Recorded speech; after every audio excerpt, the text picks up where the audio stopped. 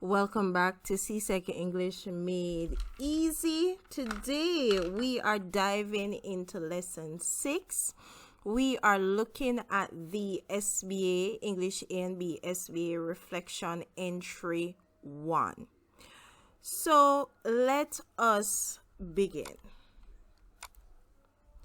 Now, remember we said that the total word limit for the reflection is 450 words. We had this discussion. If you don't remember, pause this video, go back to when we spoke about the reflection overview. I think that's lesson number 4.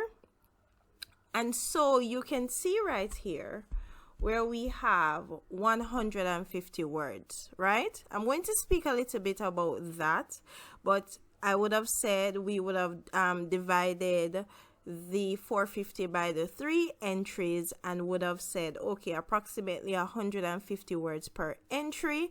You can go over, but remember, meaning you can go over the 150 words in entry 1. Say you have 158 words. It's not the end of the world. It therefore means that you have to take that into consideration when you are writing your remaining 2 entries. Now let us look exactly at what this is a refresher because we would have spoken about this already. But if we're looking at what is expected in entry 2, something that you can take into consideration, briefly outline, summarize. And when I say briefly, I mean briefly. Just give a gist of what your pieces are about. Also, I would say, I don't think I placed it here. I should have.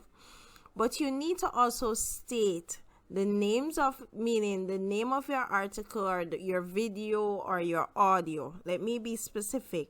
We are writing about your 3 stimuli that you would have collected based on your individual topic. So I would recommend in your first entry, you identify each of your pieces by the name of the piece, the author or composer or whatever type or photographer, depending on if it's a picture.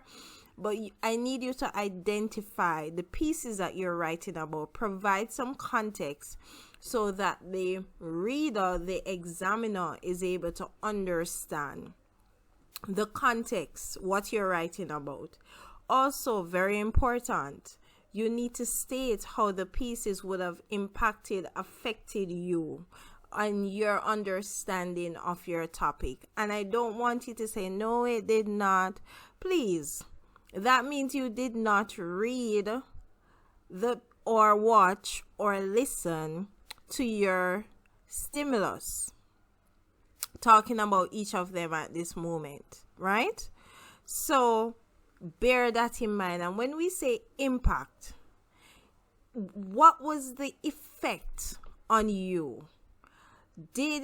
And I'm going to break this down very, very, very quickly.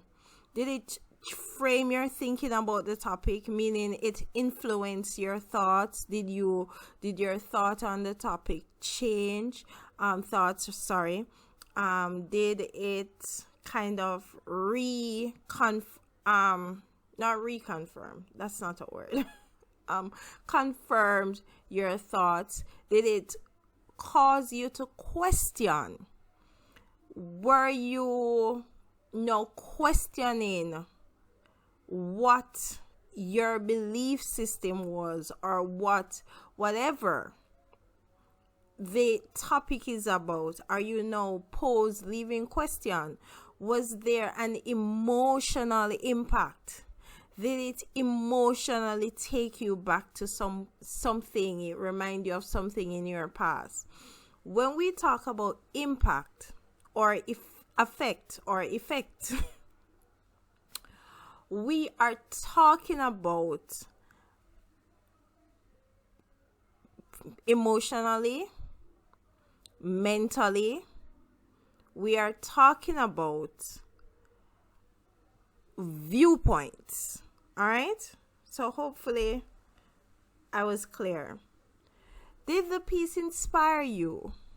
Did you walk away? And all of this is dependent on your topic and your pieces, right?